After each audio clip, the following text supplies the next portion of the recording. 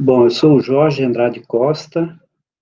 Gostaria de agradecer aos representantes aí do Congresso Nacional Online de Contabilidade, o pessoal que está na organização, especialmente o professor Habib, que foi o meu contato, e que nós combinamos fazer essa apresentação, que o título é Impactos da Regulação Prudencial em Instituições Financeiras e Seguradoras.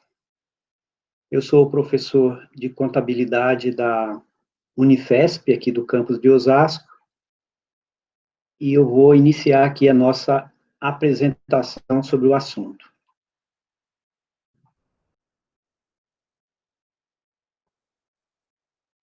Nessa tela aqui, estou fazendo algumas observações iniciais sobre seguradoras e bancos. Seguradoras e bancos devem ser constituídas como sociedades por ações, então, todas SA. Devem ser auditadas contabilmente por auditores independentes, né? Os reguladores exigem isso. Devem utilizar planos de contas padronizados. As seguradoras utilizam um plano da SUSEP e os bancos utilizam o COSIF. Quando eu falo de bancos, eu estou falando de uma forma geral, estou falando de instituições financeiras, que tem ali empresas de leasing, consórcio, instituições de pagamento, corretoras de câmbio, distribuidoras. Então, são várias empresas, as instituições financeiras. Eu vou falar normalmente como bancos, mas entendam como sendo bem abrangente. Essas empresas devem enviar seus dados, no caso das seguradoras, enviar o FIP mensalmente para a SUSEP e CADOCS para o Banco Central, no caso dos bancos. Devem cumprir exigências de solvência, que é o capital mínimo requerido no caso das seguradoras e o índice de Basileia no caso dos bancos. Característica dessas empresas é que elas não entram em recuperação judicial, em liquidação judicial ou falência por meios judiciais.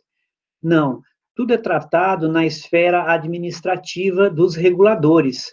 No caso dos bancos, o Banco Central, no caso das seguradoras, a SUSEP.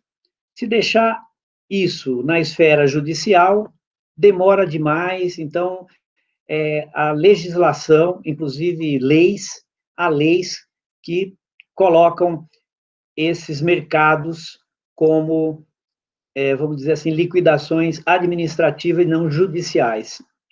As seguradoras, além de serem auditadas contabilmente, né, por auditores independentes, devem ser também auditadas atuarialmente por auditores independentes. Por quê? Porque ela tem uma característica muito peculiar, que são de estimativas atuariais. Nós vamos ver um pouco mais para frente aí, provisões técnicas, por exemplo. Então, é preciso haver uma auditoria atuarial. As seguradoras também devem oferecer cobertura para as provisões técnicas com ativos garantidores.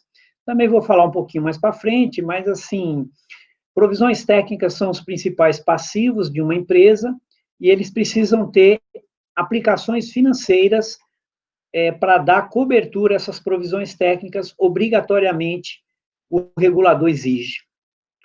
Os bancos devem enviar recursos para o Bacen, e esses recursos são relativos a depósitos compulsórios. Então, é também uma exigência do Banco Central.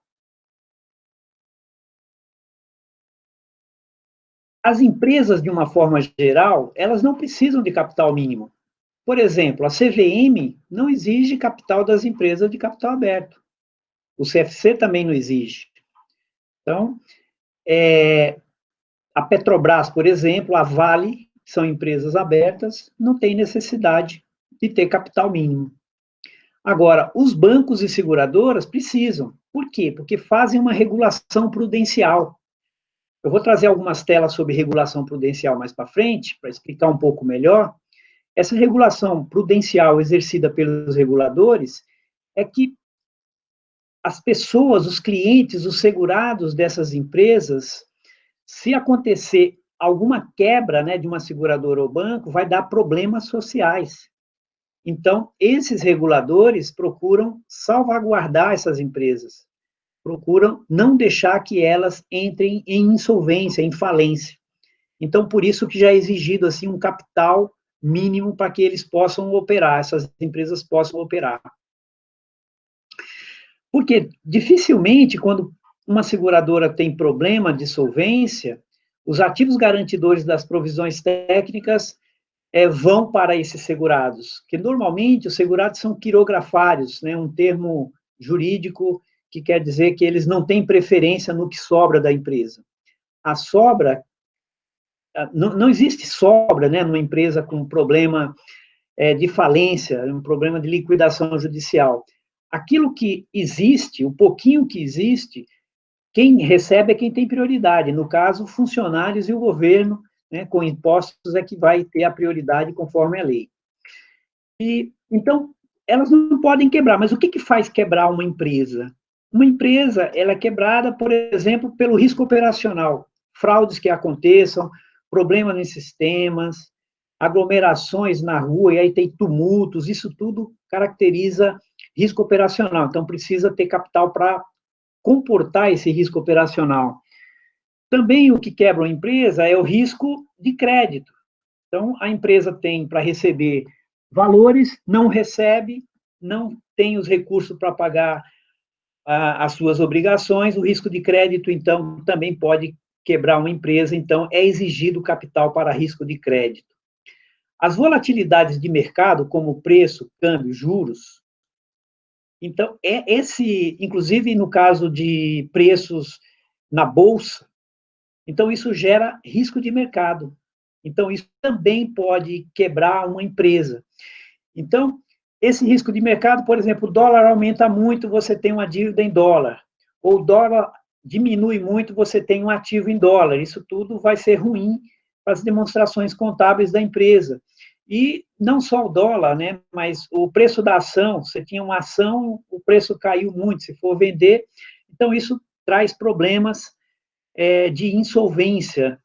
E esses três riscos, tanto risco operacional, risco de crédito e risco de mercado, eles são comuns para as seguradoras e bancos. Mas a seguradora tem ainda um quarto risco que precisa de capital, que é o risco de subscrição, que é o risco dela emitir uma pólice, cobrar um prêmio insuficiente, constituir uma provisão técnica de maneira insuficiente ou de valor insuficiente, e aí pode ter problema de solvência nesse caso. Então, isso é um risco de subscrição que exige capital para a operação.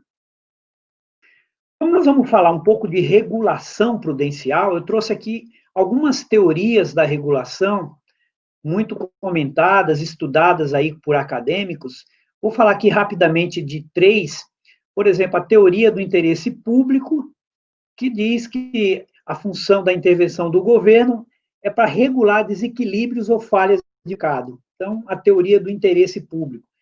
A teoria da captura pressupõe as indústrias reguladas tentam controlar o regulador. Então, ao invés do público em geral ser beneficiado, quem é beneficiado são essas indústrias reguladas. Então, essa é a teoria da captura. E a terceira aqui na minha citação, a teoria econômica da regulação, que pressupõe que o governo coercitivo, né, o poder coercitivo do governo pode ser utilizado para conceder benefícios valiosos para os indivíduos, para as pessoas. Assim, a regulação econômica pode ser vista como um produto cuja atribuição é regulada pelas leis da oferta e da procura, né, da oferta e da demanda ali. Então, teoria econômica vindo aí da economia. Sobre regulação prudencial, o que é a regulação prudencial? Ele diz respeito a regras que visam a resguardar a solvência das instituições reguladas, né? Então, resguardar a solvência significa que preservar a capacidade financeira que ela tem para cumprir compromissos assumidos, no caso dos bancos com os clientes, no caso das seguradoras com seus segurados e beneficiários, mesmo em face de eventuais acontecimentos desfavoráveis, né? No momento de estresse, por exemplo, ele poder suportar essa pressão e sair bem de uma crise. Então, essa é uma regulação prudencial.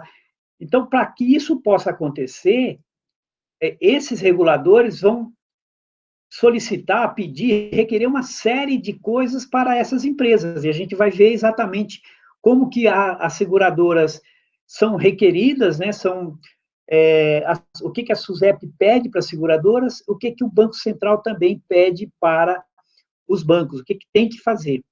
Então, o objetivo da regulação prudencial é reduzir a probabilidade de eventos de insolvência.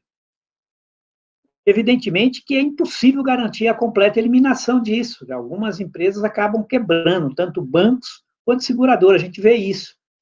E caso esses eventos ocorram, é preciso mitigar seus impactos para o cliente, para o mercado, de uma forma geral, né, o caso do mercado segurador, e para o sistema financeiro como um todo. Então, essa regulação prudencial vai fazer isso, mitigar impactos, conseguir suportar, passar por aquele momento de crise, momento de estresse. Então, aqui eu estou citando alguns requerimentos que a SUSEP faz aí para a seguradora. O que ela pede para a seguradora? Ela fazendo essa regulação prudencial, o que se encaixa dentro dessa regulação prudencial? Então, por exemplo, ela exige constituição de provisões técnicas. Tem que constituir provisões técnicas. O que são provisões técnicas? São passivos que servem para pagar sinistro, pagar aposentadoria, pagar benefícios, pagar, por exemplo, um resgate ou um sorteio de título de capitalização. Então, precisa ter a constituição muito bem feita no passivo, e ela é subjetiva, porque ela é feita por estimativa. Acontece um sinistro da Vale, por exemplo. Quanto que vai pagar? A contabilidade precisa saber.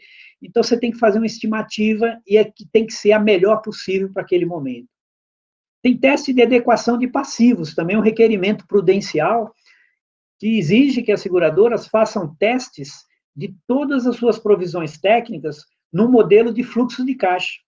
Ou seja, tem que estimar todos os fluxos de caixa que serão, que entrarão na empresa e sairão da empresa e verificar se a empresa suportará, especialmente medir se as provisões técnicas estão constituídas adequadamente. Um outro requerimento prudencial são ativos garantidores. Ativos garantidores, como eu falei na primeira tela ali, ele serve para fazer cobertura das provisões técnicas. Se você tem um passivo, né, tem um sinistro para pagar de 100, você tem que ter um ativo garantidor, que é uma aplicação financeira, de 100 para cobrir esse sinistro. E não ter problema aí de, por exemplo, de liquidez, o dinheiro pode estar aplicado em outro lugar, então, ativos garantidores têm que ter liquidez, por exemplo. E também os ativos garantidores, eles também cobrem 20% do capital de risco. O que é o capital de risco? É o capital que é requerido por essas empresas, no caso as seguradoras, né, aqui são requerimentos SUSEP, e 20% dele também tem que ser coberto por ativos garantidores. Uma outra situação é o patrimônio líquido ajustado. O patrimônio líquido ajustado é o patrimônio que serve para a operação, ou seja, não é o contábil, ele precisa passar por alguns ajustes. Nas telas seguintes eu vou trazer os ajustes do PLA. E os requerimentos de capital, que no caso da SUSEP é o capital mínimo requerido, os 4 riscos: operacional, crédito, mercado e subscrição. Então, cada qual vai exigir um capital, esses capitais vão ser somados, né? Vai ver ali uma possível correlação e vai ver quanto que precisa cobrir e vai ter que ter um PLA suficiente para cobrir esse requerimento de capital. Limite de retenção, também é um requerimento prudencial que diz o seguinte: uma seguradora não pode dar cobertura para qualquer risco, porque ela tem um PLA que suporta até determinado limite, e esse limite vai ter regras para ele. Então, isso é que acontece, mas as empresas não precisam perder negócio para isso. Por exemplo, se tiver um grande seguro para ser feito e ela não tiver limite suficiente, ela pode comercializar esse seguro, e aí ela utiliza as prerrogativas que se tem no mercado, que é co-seguro e resseguro, para repartir o risco, transferir parte do risco, aquilo que ela não conseguir, aquilo que está acima do limite da seguradora. Tem plano de regularização de solvência, que é, se a seguradora está com problema, tem que mandar um plano para poder ver se a SUSEP aprova. E plano de regularização de liquidez, também, se ela não tiver aquele ativo garantidor para cobrir os 20% do capital de risco, também tem que fazer um plano para poder ter essa cobertura. A auditoria atuarial independente é exigida, então é preciso ser feito, né? Temos muitas provisões técnicas feitas ou constituídas de maneira utilizando estatísticas, né? Então tem muito julgamento, então o auditor precisa ver esse julgamento, as premissas atuariais utilizadas, então é feita aí uma auditoria atuarial. Formulário de informações periódicas e questionário trimestrais. É preciso encaminhar para a SUSEP tudo o que acontece na empresa, produção, balanço, DRE, limite de retenção, constituição das provisões, tudo tem que ser encaminhado. E questionários trimestrais. Então, o FIP é mensal e o questionário trimestral, como o próprio nome diz, trimestral, são perguntas que a SUSEP faz, e tudo isso, no caso do questionário trimestral, é auditado também por auditores independentes. Outra coisa que a SUSEP exige, banco de dados contendo prêmios, sinistros e perdas operacionais. Então, banco de dados com todos os dados de sinistro, de prêmio, de comissão, enfim, a SUSEP tem em mãos porque recebe das seguradoras. Seguradoras também precisam constituir comitê de auditoria, que já é uma parte de governança, esses bullets finais aqui, para seguradoras que tenham provisões técnicas acima de 700 milhões ou um PL acima de 500 milhões, é preciso constituir um comitê de auditoria também, que é um órgão de governança da empresa. Tem que ter uma estrutura de gestão de riscos, também é um órgão de governança, né,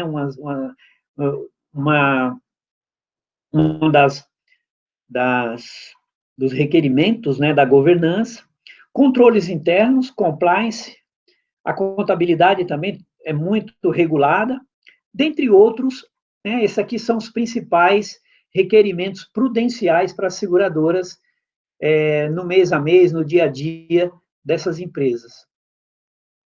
Essa tela aqui eu trouxe para vocês, no caso, para poder verificar que mercado é esse, né? O mercado segurador, ele tem empresas de capitalização, resseguradoras, entidades abertas de previdência complementar e seguradoras propriamente ditas, e tem umas que têm vida e previdência, tem outras que não têm vida e previdência, tem mais outros ramos. Aqui é só para ter uma ideia, em 2018, o total de ativos era de 1 trilhão 167 milhões. E o total das provisões técnicas, 1 bilhão 013, ou seja, 1 bilhão 013 é um valor extremamente alto, né? Muito grande, é o maior passivo das empresas. E o PL 96, né? O passivo 1070, de 1070 de passivos, 1013 é provisão técnica, são provisões técnicas. O lucro desse mercado foi 21 bilhões em 2018, e o retorno sobre o patrimônio líquido é muito alto. 22, em média, 22,70, mas a gente vê mercado aqui de vida e previdência, que em média, as 27 empresas do mercado tiveram 35% de retorno sobre o patrimônio líquido. Portanto, é um mercado muito rentável. Essa outra tela aqui, se a parte de cima é 2018, a parte de baixo eu trouxe o total de ativos de 2019. Veja, de 1,167 foi para 1 trilhão 234. Mas nessa aqui, a ideia de mostrar aqui para vocês é verificar como que está distribuído, como se fosse assim numa análise vertical, as aplicações financeiras de um lado e as provisões técnicas do outro.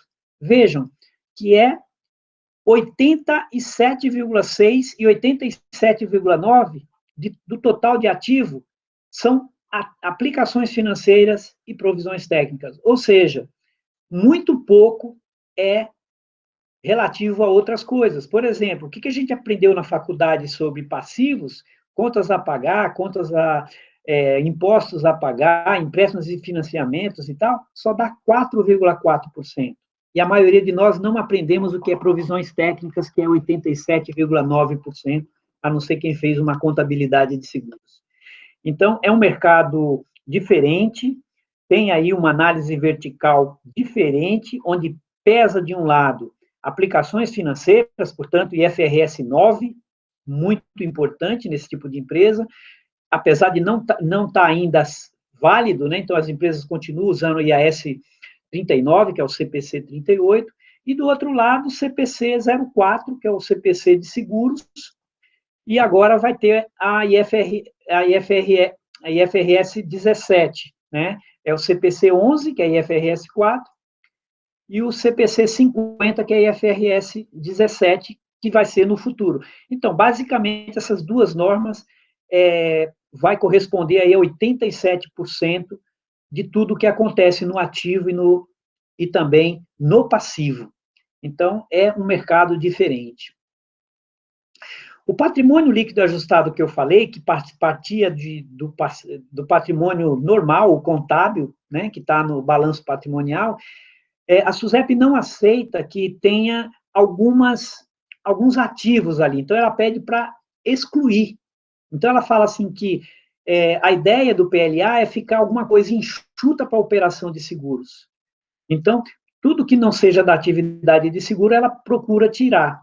E ela diz o seguinte na definição: ela vai tirar ativos de elevado nível de subjetividade, bem como outras de natureza que são impróprias para resguardar a solvência. Ou seja, é uma regulação bem prudencial mesmo. E o que vale o mercado, né, o que vale, por exemplo, para requerimento de capital e limite de retenção, é o PLA, e não o PL normal, né, o PL contábil. Aqui eu coloquei quais são os ajustes que são feitos no PL contábil, mas, por exemplo, toda a linha de investimentos que a gente tem no não circulante é excluída. Despesas antecipadas, custo de aquisição diferida, que é um diferimento da comissão ao corretor, né, fica no ativo como se fosse uma despesa antecipada, não é aceita, tem que excluir do patrimônio líquido. Intangíveis precisa também ser excluídos. Obras de arte e pedras preciosas, a SUSEP acha que aqui tem muita subjetividade, né, a empresa mensurar esse tipo de ativo. E os créditos tributários também são ativos que não são aceitos pela SUSEP, e aí ela pede para tirar do PLA. E tem os ajustes econômicos também, depois que entrou o risco de mercado, que um dos exemplos aqui é o valor de mercado dos títulos mantidos até o vencimento. A contabilidade não contabiliza esse valor de mercado, porque vai pela curva, vai para uma nota explicativa, mas na hora de fazer o PLA, utiliza-se deste número. Eu falei de limite de retenção, então aqui tem uma tela sobre isso, que as empresas têm um limite a operar. Esse limite significa 5% do patrimônio líquido ajustado, mas ninguém vai perder negócios por causa disso.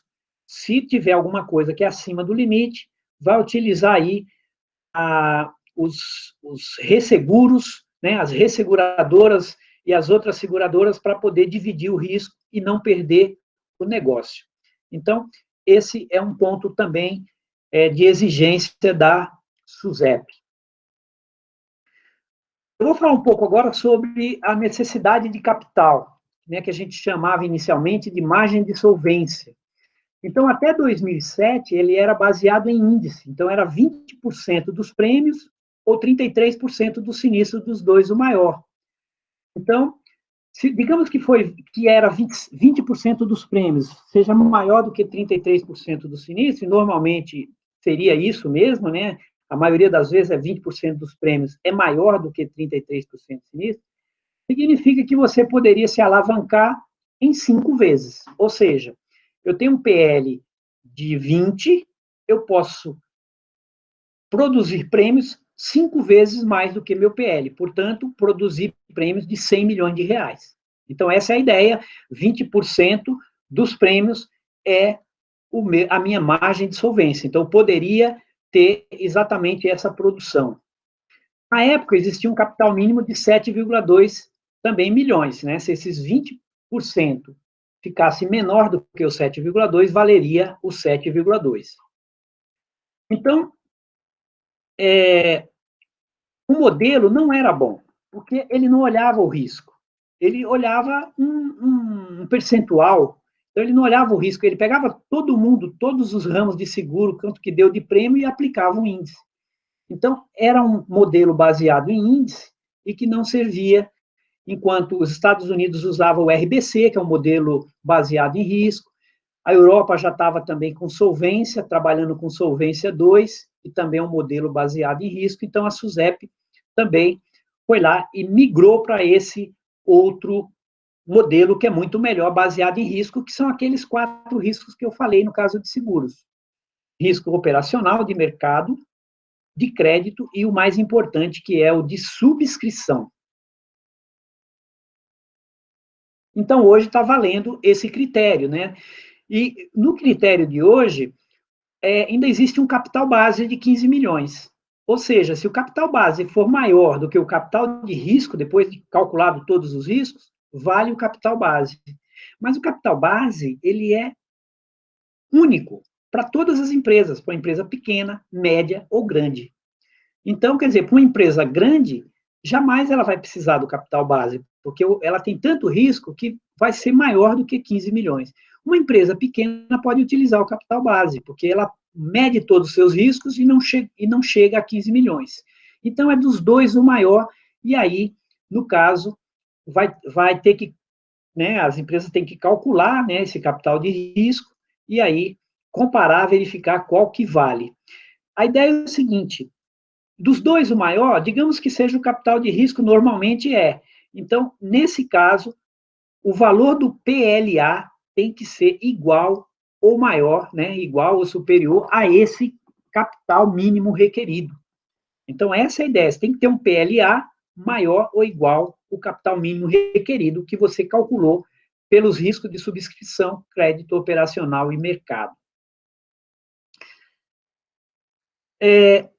Eu coloquei aqui no último bullet que em situações extremamente adversas, como catástrofe, o capital que o regulador deveria requerer seria infinito, né? Então, isso não dá para ser dessa forma. Então, são utilizadas técnicas estatísticas aí, de probabilidade de insolvência, né, com a confiança de pelo menos, um nível de confiança de pelo menos 99%, e a SUSEP criou aí fatores gerais para poder ser utilizados, para poder mensurar esses valores de capital que são necessários.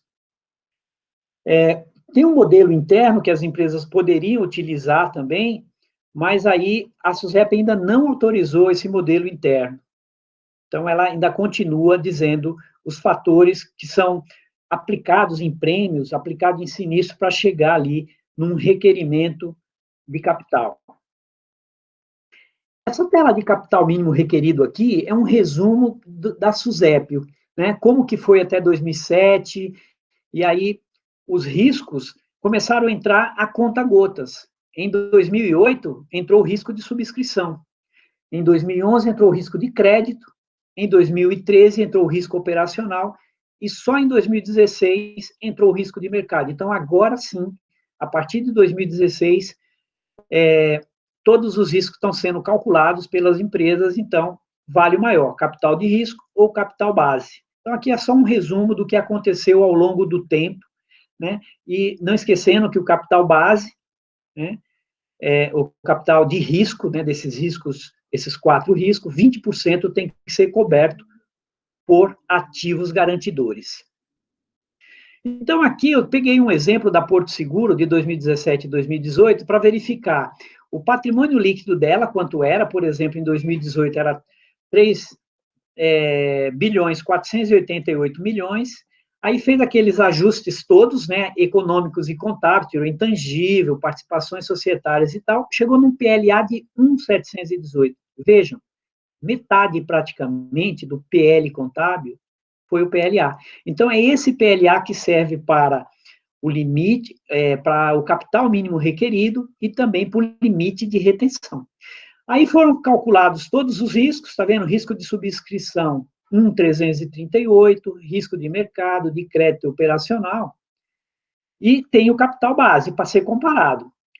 A somatória aí dos capitais de risco deu 1.467. Evidentemente, a Porto Seguro é uma empresa muito grande, então, em comparação com o capital base de 15 milhões, né, não fica nem próximo, né? Então, o capital de risco é o maior, então o que vale, o capital mínimo que o Porto Seguro necessita para 31 de dezembro de 2018 é um 467. Ela tem um 718 de PLA. Então, seu PLA tinha que ser, no mínimo, um 467. Ela tem um 718, portanto, é uma empresa solvente, não tem problemas aí com a questão de insolvência. Tem uma suficiência, né, uma sobra de capital de 251 milhões ainda.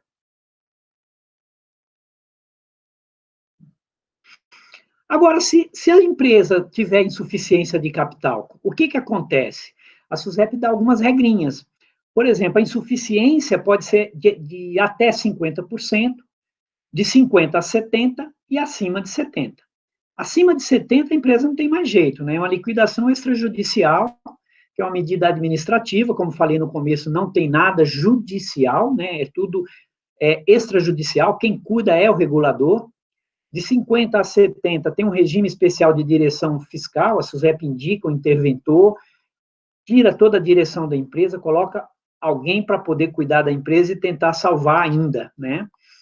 E se for até 50%, todos os diretores continuam sentados em suas cadeiras, trabalhando, mas devem fazer um plano para resolver o problema em até 18 meses. A SUSEP vai receber o plano, vai olhar esse plano, vai analisar, vai ver se é exequível e, se for, ela vai aprovar esse plano e verificar ali, depois de 18 meses, prorrogável por mais 9 meses, como que está a empresa. A empresa que entrar nesse problema de ter insuficiência de capital até 50%, tem 45 dias para preparar esse plano. Aqui eu trouxe também uma informação de quantas empresas entraram em situações aí de insolvência, né? Então, 36 foram a falência extrajudicial, depois de passar por liquidação extrajudicial, a própria SUSEP determina a falência, não por vias judiciais. 10 liquidações extrajudiciais, 2 intervenções, uma liquidação ordinária, portanto, 49. Isso foi extraído do site da SUSEP na data de ontem, né? Eu te peguei ontem.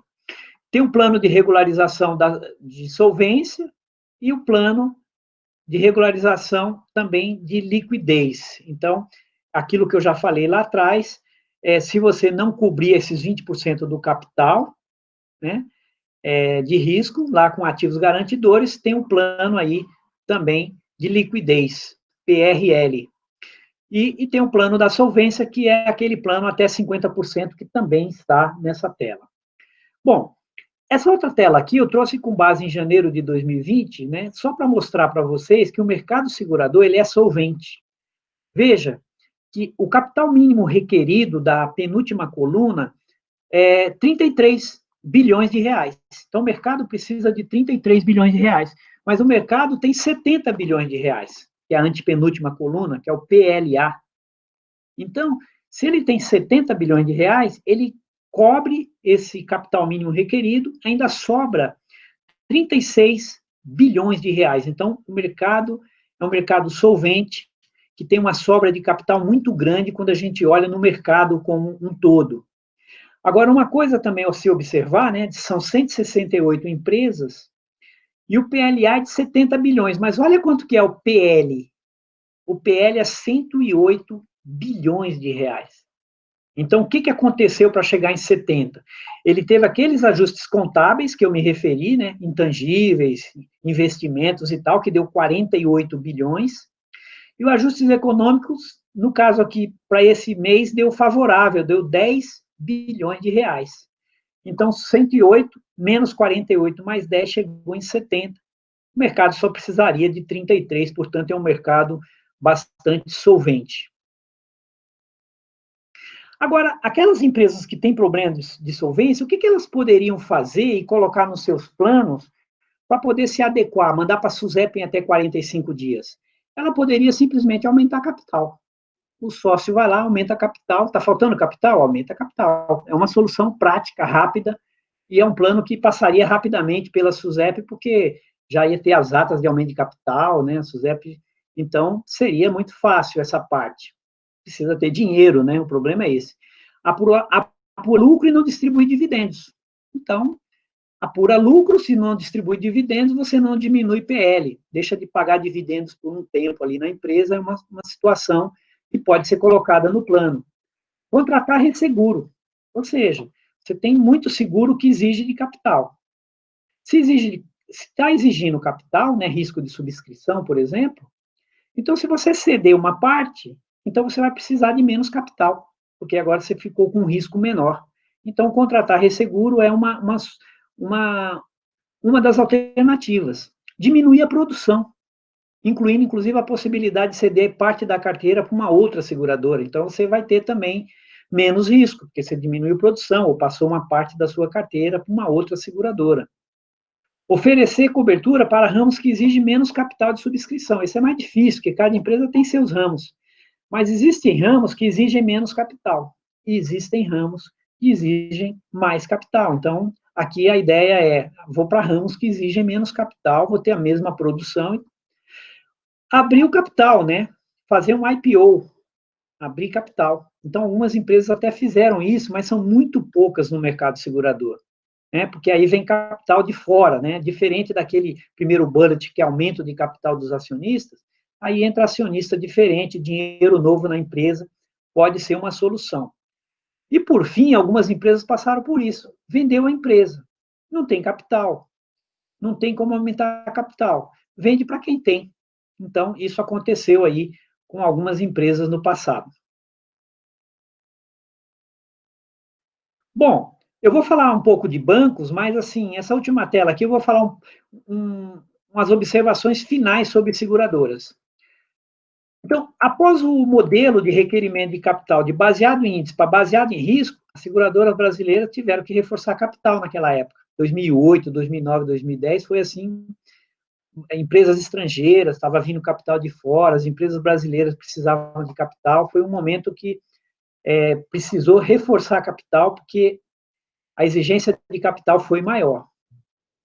Atualmente, há seguradoras que estão em regime especial, tanto de direção fiscal quanto de liquidação extrajudicial, mas a maioria entrou nesse regime há bastante tempo, tá? Então, são empresas que entram, uma entra um ano, outra demora 2 anos, então não há assim, uma quebradeira de seguradoras no Brasil. São muito poucas. Há desafios com a adoção da IFRS 17, o CPC 50, que sequer foi emitido ainda, né? Está traduzido, está no CPC, passou por uma audiência pública, mas não foi emitido. Também o IASB fez mudança na IFRS 17, mudou data de início de vigência e já fez ali amendments. Então, o CPC preferiu não soltar ainda o CPC 50, emitir efetivamente. O que pode acontecer? O PLA pode ser afetado aqui, pode ter algum impacto em solvência.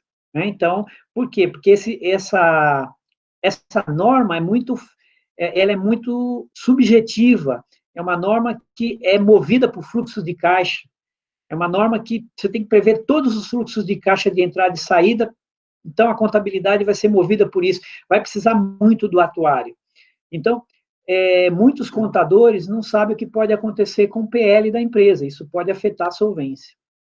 E é necessário, mais do que nunca, que haja uma grande sinergia entre atuário e contador, porque o atuário e o contador precisam conversar para poder estarem em sintonia com as coisas, porque ele vai passar os números para a contabilidade vai contabilizar. Só que o mercado segurador ficou mais solvente, né, com esse capital baseado em risco, porque é um método muito mais adequado, o mundo inteiro utiliza, então, muito melhor. Falando, então, um pouquinho de bancos agora. Assim como nas seguradoras, né, essa primeira parte aqui, um banco pode quebrar por problemas de risco operacional, de risco de crédito ou de risco de mercado. Então, o que acontece? Lá nas seguradoras, quando a gente viu um exemplo da Porto Seguro, o risco de subscrição era maior, porque o business é emitir apólice de seguros. Aqui no banco, quem mais requer capital é o risco de crédito, porque o business do banco é crédito, é fornecer crédito para os clientes. Então, exige ali uma exigência de capital bem maior em risco de crédito do que em mercado ou, no caso ali, de risco operacional. Diferentemente de uma seguradora, quando um banco apresenta problema de solvência, quando um banco quebra, os seus clientes podem receber uma boa quantia, né? Porque existe o Fundo Garantidor de Créditos, o FGC. Então, pequenos investidores não seriam prejudicados, mas grandes investidores, aqueles investidores institucionais, poderão não receber seus créditos, né? Porque o valor está limitado a 250 mil por depositante por instituição, essa cobertura do seguro de depósito do FGC. Então, ele tem uma limitação. Era 70 mil no passado, foi para 250 mil, mas mesmo assim está limitado, né? Um grande investidor que tenha muito mais do que isso pode ter problemas aí de não recebimento.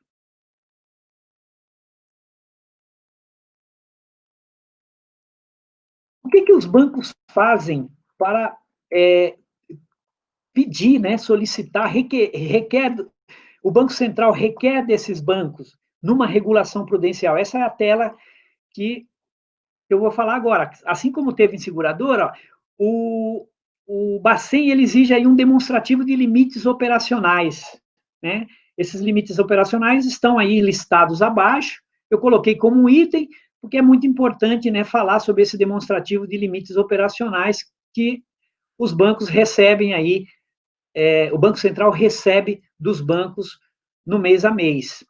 Então, dentro do limite operacional, por exemplo, tem limite de imobilização. Os bancos não podem se imobilizar muito. Então, tem um limite que é 50% do patrimônio de referência. Patrimônio de referência, vamos ver mais para frente, mas assim, é como se fosse o PLA das seguradoras. Então, vai ter requerimento de capital, que é o RWA, que é ativos ponderados pelo risco. Então, vai ter esses requerimentos de capital. O patrimônio de referência, como falei, vai ter alguns ajustes também, como tem o PLA, exige depósito compulsório das empresas, exige um índice de liquidez de curto prazo, né, uns limites, índice de liquidez de longo prazo, então tem fórmulas para calcular, não pode, né, ultrapassar ali os limites, limite de crédito ao setor público, limite de razão de alavancagem, limite para o fundo de liquidez das agências de fomento, limite para a realização de operações compromissadas, que os bancos possuem bastante, limite de exposição por cliente, portanto, precisa observar uma série de limites. O Banco Central tem até um sistema chamado limites, né, de tantos limites que ele coloca aos bancos. E os bancos também precisam constituir comitê de auditoria, quando o PR é igual a 1 bilhão, a administração de recursos de terceiros também for superior a 1 bilhão, e a captação de depósito mais a administração de recursos exceder a 5 milhões de reais. No caso aqui, 5 bilhões de reais. Precisa ter uma estrutura de gestão de riscos e de capital, precisa mandar os CADOCs e dados de risco, né, da central de risco para o Banco Central, mensalmente, periodicamente, outros CADOCs, né, que são relatórios, são balanços, né, demonstrações contábeis, então, balancetes, então, esses CADOCs o Banco Central recebe dos bancos. Aqui, num caso também de governança, controles internos, compliance, uma contabilidade também bastante regulada. A quantidade de instituições financeiras, bancos múltiplos, comercial, de câmbio, Caixa Econômica Federal, 159. Cooperativas de crédito, que também está embaixo ali do guarda-chuva do Banco Central, 895. Corretoras, distribuidoras de títulos, bancos de investimentos, instituições de pagamentos, né, cartão de crédito e tal, 401 empresas, portanto, 1.455 empresas. Há muita concentração nesse mercado, né, bancário. Os 5 maiores bancos detêm 81% de participação do mercado, isso pelo critério de ativos totais. E os bancos, os maiores, né, que detêm esse 81%, é Itaú, Bradesco, Banco do Brasil, Santander e a Caixa Econômica. Vou falar um pouco de Basileia. O primeiro acordo surgiu em 88, foi chamado de Basileia I. Tinha ali duas categorias de capital, né? Nível 1 e o nível 2. Né? Existia um quociente, né, para o capital regulatório de 8%, capital ponderado pelo risco, inicialmente risco de crédito. Então, esse foi o início em Basileia I. Né? O Brasil entrou, o Brasil é signatário do Acordo de Basileia. Então, depois veio o Acordo de Basileia, o segundo acordo, que é Basileia II, em 2004. Aí colocou os pilares 1, 2 e 3. Né? Esses pilares são importantes, pilares que trata, por exemplo, de requerimento de capital, que é o pilar 1, supervisão, que é o pilar 2 ali, e também o pilar 3, disciplina de mercado, governança, transparência das informações, isso tudo é coisas que vieram em Basileia II. E hoje vale o acordo de Basileia III, o terceiro acordo. Isso veio em 2010, em função daquela crise financeira que aconteceu em 2007, 2008. Né? Então, aconteceu aí esse terceiro acordo. Basileia III houve algumas mudanças, e eu vou mostrar aqui mais para frente um pouquinho o que é, como que funciona a Basileia III. Então, aqui, patrimônio de referência, né? A resolução 4193 trata do patrimônio de referência, e a resolução do Conselho Monetário Nacional 4557, ele trata ali de atividade de gerenciamento de risco e de capital, gerenciamento de capital.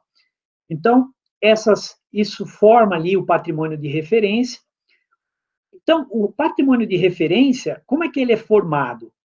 Ele é formado pelo patrimônio líquido da empresa, que é o capital nível 1, dívidas subordinadas, que é o capital nível 2, a SUSEP não tem esse capital nível 2, só tem, ele começa no PL e vai chegar no PLA, e vai deduzir os ajustes prudenciais. Isso a SUSEP também faz, né? Faz aquelas deduções, aqueles ajustes que é chamado. Então, Basileia III hoje está da seguinte forma: o nível 1, você vai ter, chama-se capital principal e capital complementar, no nível 1. Então, no capital principal tem um patrimônio líquido, contábil, e os ajustes prudenciais que a gente vai ver mais para frente. Tem um capital complementar, que ele é composto por dívidas perpétuas. Tem o adicional de capital, que são 3 buffers, conservação, contraciclo e sistêmico. Sistêmico, só 6 bancos, que são os bancos sistemicamente importantes, aqueles 5 que eu falei ali atrás, que detêm 81% do mercado, e mais o Pactual, que entrou nesse sexto como instituições sistemicamente importantes.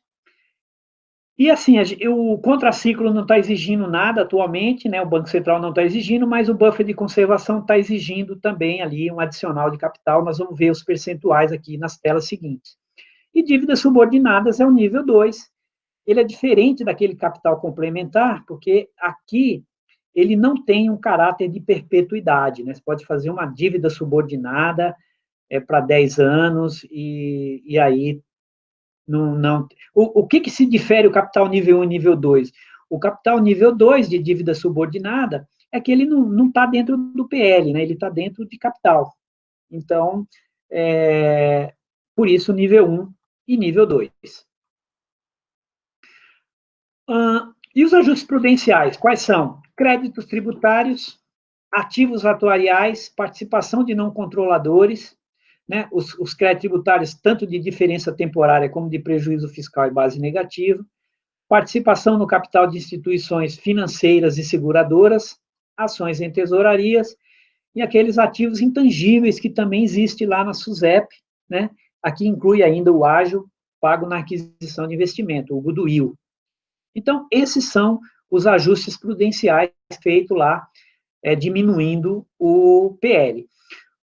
Uma outra coisa que diminui o PL é se você tiver um índice de mobilização acima de 50% do patrimônio de referência. O que ultrapassar também vai ajustar o patrimônio de referência, então, por isso que os bancos podem ser penalizados se não atender o índice de imobilização. Apesar do índice de imobilização atualmente, o Banco Central tem até, vamos dizer assim, ventilado acabar com esse índice.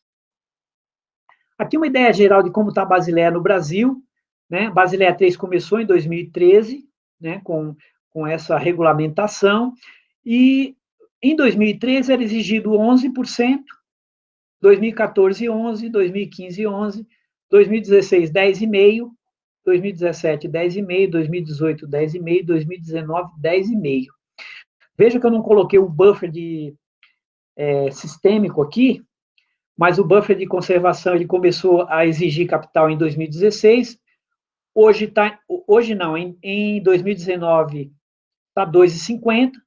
Eu vou falar um pouquinho desse buffer, porque em 2020, por conta da pandemia, o Banco Central ele deu ali uma flexibilizada nesse 2,5%. Então, hoje o capital exigido das empresas é de 10,5% até 2019. Para as instituições sistemicamente importantes, aquelas 6, 11,5%, porque exige no buffer 3 sistêmico mais 1%. Então, é isso que eu coloquei aqui embaixo sobre essa informação. Aqui, como eu mostrei que o mercado segurador é muito solvente, eu estou mostrando também que o mercado bancário é muito solvente. Veja, se precisa de 10,5 e 6 bancos precisam de 11,5, olha como que está o índice de Basileia do mercado. Está em 17,1, que é aquela primeira linha lá em cima. Ele está trazendo desde dezembro de 2017 até dezembro de 2019. Então, 17,1. E aí tem as divisões aí, o que é capital nível 1, né? O capital principal.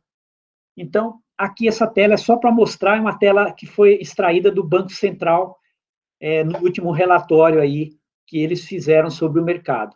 Então, há uma sobra de capital muito grande, tanto nas seguradoras quanto nos bancos. Ah, mas se o banco tiver problema de capital, como é que faz? A SUSEP tem aqueles planos. Então, são 3 planos aqui também, né? Tem as leis aqui. Ele pode entrar em regime de administração especial temporária, RAET, em intervenção em liquidação extrajudicial. Veja, nada disso é judicial. Quem cuida é o Banco Central. Aqui eu estou escrevendo um pouquinho sobre cada um desses 3 regimes, né? Por exemplo, o regime de administração especial RAET é para eliminar algumas irregularidades que o banco possa estar tendo. A intervenção é no caso de um agravamento da situação do risco patrimonial ali da instituição financeira. E, por fim, a liquidação extrajudicial já é mais sério, né? Então, existe um sério comprometimento da situação econômica e financeira. Veja que é diferente lá da SUSEP, que tem lá de até 50, 70. Aqui não, aqui tem mais, tem alguma coisa mais, não está assim muito quantitativa, está mais qualitativa de como entrar em cada um desses regimes. Bom, entrando aqui nas observações finais sobre os bancos, né, na tela final, para acabar aqui a minha apresentação, a maioria dos bancos preparam 3 conjuntos de demonstrações contábeis. Um que é o prudencial, né? Prudencial, ele vai ter uma demonstração contábil chamada prudencial, serve para o Banco Central, é um CADOC 4060 que precisa ser encaminhado, para ver a situação do conglomerado de uma forma geral. Então, essa aqui junta todas as empresas do conglomerado, a empresa que é líder e os participantes, e forma ali um balanço consolidado dessas empresas. Tem umas regrinhas que o Banco Central coloca ali também. A demonstração contábil, que é aquela que é oficial, que paga dividendos, né? Que paga dividendos, que paga impostos, é oficial, que é pelo COSIF. A prudencial também é pelo COSIF, mas prudencial é balanço consolidado. No caso aqui do que eu coloquei como COSIF, que é a demonstração contábil a societária, né, que paga dividendos e também paga os impostos, só 9 CPCs foram aprovados. O Banco Central não aprovou os 50 CPCs existentes. Então, aprovou só 9, então ele continua com suas normas. E então, esse é um outro conjunto, que é o conjunto, então, oficial, vamos dizer assim, de demonstrações contábeis, aquele exigido pela 6.404, por exemplo, né? Então, é a societária. E também precisa fazer um conjunto de demonstração pelo IFRS Full, não pelo CPC, pelo IFRS Full, que é o IFRS traduzido ali pelo IBRACON. Todo mundo precisa fazer esse IFRS Full? Não. Por isso que eu coloquei ali no começo a maioria dos bancos.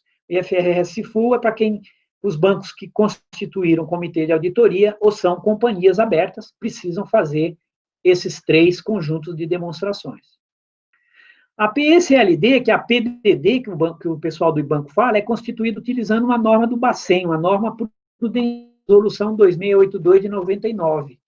Então, não utiliza IFRS 9, que temos lá riscos, perdas esperadas, né? Não usa a IAS 39, CPC 38, perdas incorridas, né? Pode até usar lá no IFRS Full, mas naquele que é pelo COSIF, que tem 9 CPCs aprovados, a norma de provisão ali, né, PDD, que vale é essa.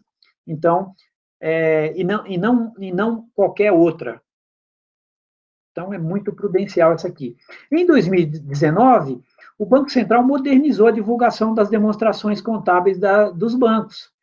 Ele começou a usar uma linguagem mais atual, sem, contudo, alterar o COSIF. O COSIF, por exemplo, ele, por exemplo, no número 1, né, que começa com 1, ele trata ali de circulante e realizável a longo prazo.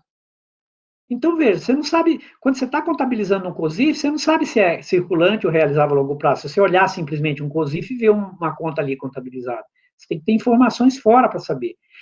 Então, e antes a publicação era assim, circulante e realizável a longo prazo. Então, com essa modernização, o Banco Central está pedindo para colocar o que é circulante e o que é realizável a longo prazo.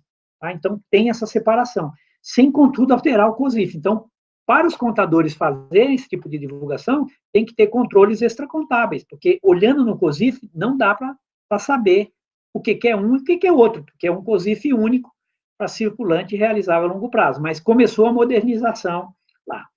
A partir de abril, em função da pandemia, o Bacen flexibilizou temporariamente aquele percentual que é de 2,5% lá do buffer de conservação. Então, isso foi a resolução do Conselho Monetário Nacional 4783. Então, esse 1,25, ele baixou de 2,5, então é exigido ali um capital menor agora, a partir de abril de 2020. Né? Isso vai ficar por um ano, depois isso vai sendo recomposto ano a ano até chegar nos 2,5 novamente. A circular 4783 mostra essa evolução até chegar nos 2,5 novamente. E, por fim, o Banco Central também flexibilizou o depósito compulsório, que eu tenho falado, né, que é uma das coisas que são exigidas do banco nessa regulação prudencial. O depósito compulsório ele procura regular a liquidez do mercado. Né? Os bancos recebem um monte de depósito e ele poderia começar a emprestar tudo aquilo, né, várias vezes, né, tem um efeito multiplicador, e aí o Banco Central vai falar, bom, boa parte do seu depósito à vista, do seu depósito a prazo, depósito de poupança, tem que vir para os meus cofres e ficar aqui. E aí, assim os bancos têm feito. Mas nesse caso aqui, da pandemia, flexibilizou, ou seja, o nível que é exigido, está sendo exigido um nível menor. Então, para quem assistiu, né, essa apresentação, eu agradeço, me coloco à disposição, tem o meu e-mail aqui nessa última tela, e espero que eu possa ter falado ali um pouquinho, e vocês entendido um pouquinho dessa regulação prudencial, tanto para bancos quanto para seguradoras. Muito obrigado a todos.